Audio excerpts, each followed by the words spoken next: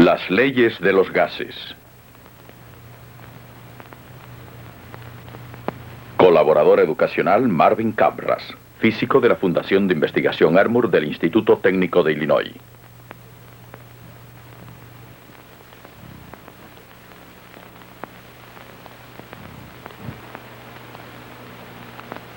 Motores de propulsión a chorro que pueden hacer volar aviones a enormes velocidades.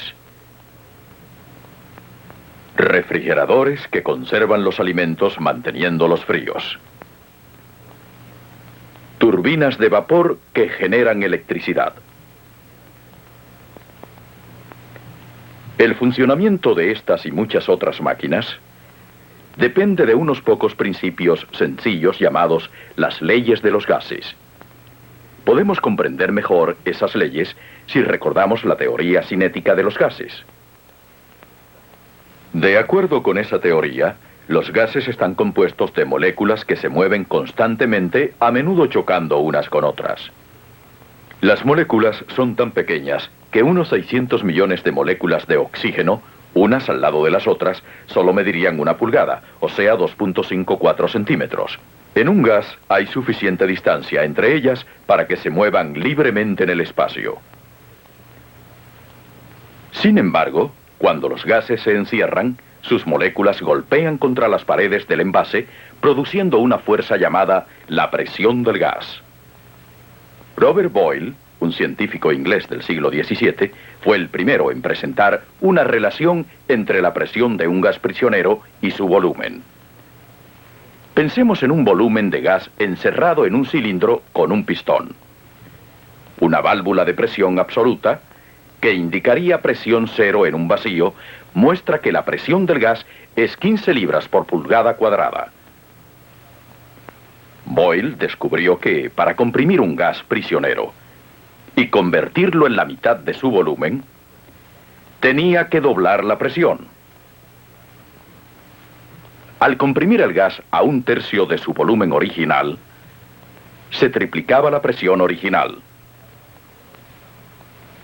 Para comprimirlo a 1/10 parte de su volumen original, se necesitaba 10 veces la presión original. También Boyle consiguió doblar el volumen original, reduciendo a la mitad la presión original. Generalizando, Boyle declaró: el volumen de un gas encerrado a una temperatura constante es inversamente proporcional a su presión. O sea, en cambios de presión o volumen de un gas prisionero, la presión antes del cambio multiplicada por el volumen es igual a la nueva presión multiplicada por el nuevo volumen, en tanto que la temperatura no cambie. PV es igual a P'. V'. Esto se conoce como la ley de Boyle. Para entender esa ley, recordemos que cuando un gas a cualquier presión se comprime, sus moléculas que causan la presión se reducen a un espacio menor golpeando la superficie del envase más a menudo por área. Así se aumenta la presión del gas. La ley de Boyle se aplica a un gas comprimido solo cuando la temperatura se mantiene constante. 100 años después de hacer Boyle sus descubrimientos, Jacques Alexandre Charles, un científico francés, estudió los efectos de los cambios de temperatura sobre los gases comprimidos y llegó a esta conclusión: cualquier gas se expande un 273avo del volumen que tiene a 0 grados centígrado por cada grado que sube su temperatura.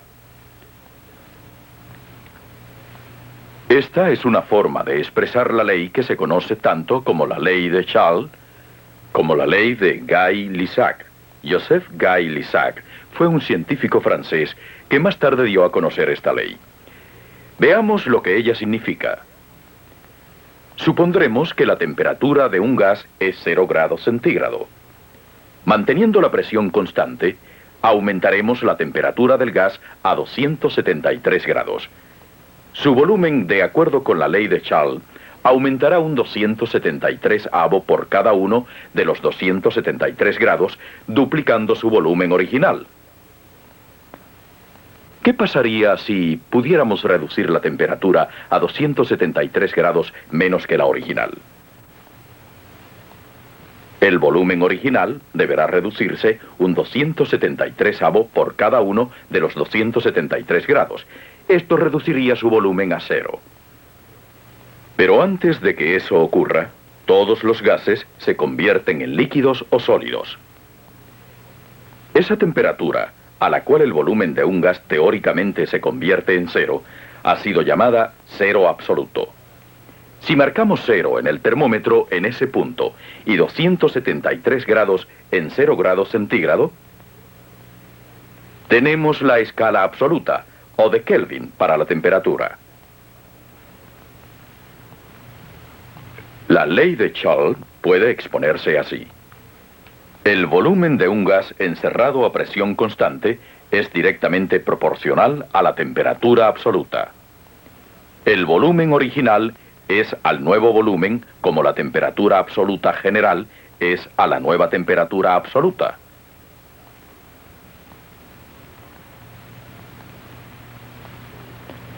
La ley de Charles también puede explicarse por la teoría cinética de los gases. Al elevar la temperatura, aumenta la velocidad de movimiento de las moléculas, aumentando la fuerza y el número de sus golpes contra el cilindro y el pistón. Para que la presión permanezca constante, se lleva hacia atrás el pistón, aumentando el volumen. De modo que tenemos dos leyes básicas de los gases, la de Boyle respecto a la presión y el volumen, y la de Charles respecto al volumen y la temperatura. Esas dos leyes pueden combinarse en una sola ley de gases. El producto de la presión y el volumen de un gas prisionero, dividido por su temperatura absoluta, es igual, después de un cambio en cualquiera de esos factores, al producto de la nueva presión y el nuevo volumen, dividido por la nueva presión absoluta. El volumen de un gas prisionero es directamente proporcional a la temperatura e inversamente proporcional a la presión. Esta combinación de las dos leyes se llama la ecuación de la ley de los gases. John Dalton, un químico inglés de principios del siglo XIX, nos ayudó a entender mejor el comportamiento de los gases con su ley de presiones parciales. Supongamos que el gas que hay en este cilindro es aire a una presión de 100 libras por pulgada cuadrada. El aire se compone de muchos gases.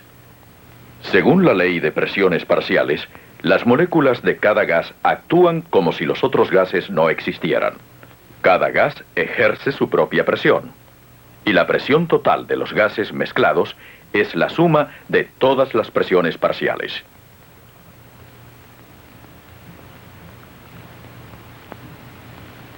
Si sacamos alguno de los gases, la baja en presión nos dice la cantidad de ese gas que había allí, de acuerdo con la ley de Dalton. Amadeo Avogadro, un físico italiano del siglo XIX, descubrió lo que ahora se llama la ley de Avogadro. De acuerdo con ella, volúmenes iguales de todos los gases bajo las mismas condiciones de temperatura y presión contienen el mismo número de moléculas, no obstante el número de moléculas que compongan el gas. Según la ley de Avogadro, el peso de 22.4 litros de gas bajo condiciones regulares es su peso gramo molecular. La ley de Boyle, la ley de Charles, la ley de Dalton y la ley de Avogadro nos han dado un conocimiento importante del comportamiento de los gases prisioneros. Ese conocimiento se ha aplicado de muchos modos diferentes en nuestro mundo moderno.